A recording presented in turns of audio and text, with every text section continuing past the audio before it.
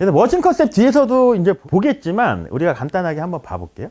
어떤 컨셉으로 호모켈리가 얘기를 했냐면 왼 어깨를 힌지로 배열하고 오른팔은 파워를 공급하는 피스톤 역할을 해줘야 된대요. 왼팔을 힌지로 배열했다는 얘기는 뭐냐면 왼팔이 내 가슴에 이렇게 붙어 있겠죠. 힌지라는 게 경첩이잖아요. 이렇게 문에 붙어 있는. 그러면 경첩이 이렇게 붙어 있다는 얘기인 거예요. 경첩을 이렇게 붙일 수도 있고 때로는 이렇게 붙일 수도 있어요. 이렇게 붙일 수도 있고 왼팔의 움직임을 때로는 이렇게도 움직이게끔 경첩을 설정할 수도 있거든요. 그 상태에서 얘는 때려 죽어도 못 움직이는 거예요. 그렇다고 못 움직인다고 해서 내가 힘을 꽉 주고 있는 상태가 아니고 그냥 마치 놀이터에 있는 그네처럼 매달려 있다고만 생각을 하면 그럼 결국은 몸의 움직임이 됐던 오른팔이 움직여야지 이 그네는 움직일 수가 있는 거잖아요. 그러면 골프 스윙에 있어서 파워가 나오는 구조에 대해서도 우리가 생각을 한번 해볼게요. 삼각형 얘기를 제일 많이 하잖아요. 왼팔, 오른팔, 어깨가 만드는 삼각형 얘기를 제일 많이 하죠. 삼각형 중에 백스윙을 통해서 길이가 바뀌는 팔은 오른팔밖에 없어요. 결국은 골프 스윙의 파워는 어디서 나오냐면 요 삼각형 중에 왼팔 길이 변경 없겠죠? 백스윙을 해도.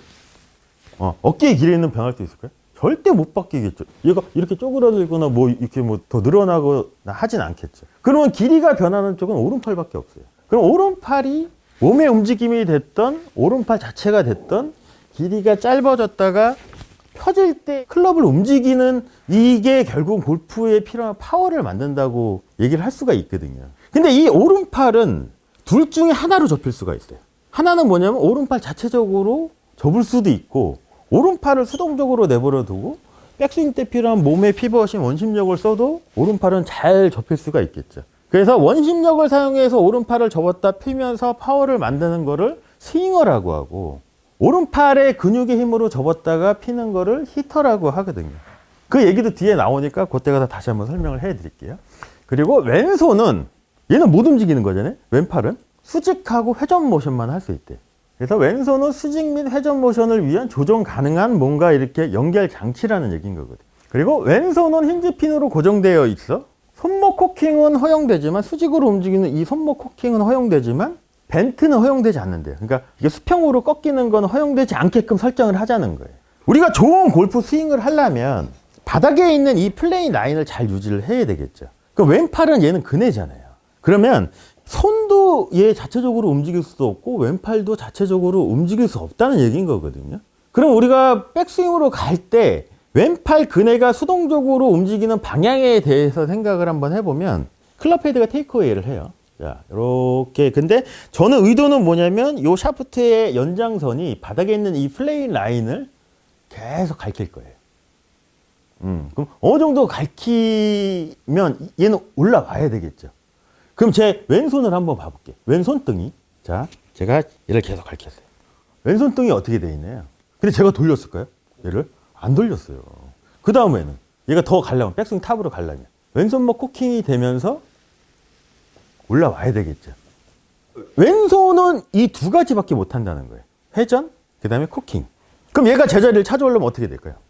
아까 있던 위치를 찾아오려면 이러고 이 자리를 항상 찾아올 수가 있겠죠. 프로님들 왼손목의 코킹이 어떻게 된다고 생각을 해야 돼요? 어떻게 될까요? 얘 코킹이 되는 게. 코킹이 되는 원리. 네, 원리. 원리에 대해서 한번 고민을 한번 해보죠. 제가 골핑 머신을 공부하면 정말 생각을 진짜 끊임없게 하게 만드는 것 같아요. 왼팔은 그네라는 개념을 딱 거기다 대입을 하나 시켜볼게요. 얘는 자체적으로 못 움직이잖아요. 손목의 코킹이라는 게 뭐냐면 요 손날이 이렇게 팔뚝하고 일직선이 되는 게 코킹인 거잖아요. 근데 얘는 못 움직이잖아요. 우리가. 그럼 얘를 올릴 수 있는 방법에 대해서 우리가 이제 고민을 한번 해봐야죠. 오른쪽 팔꿈치는 접힐 거예요. 테이크어웨이를 제가 이렇게 했어요.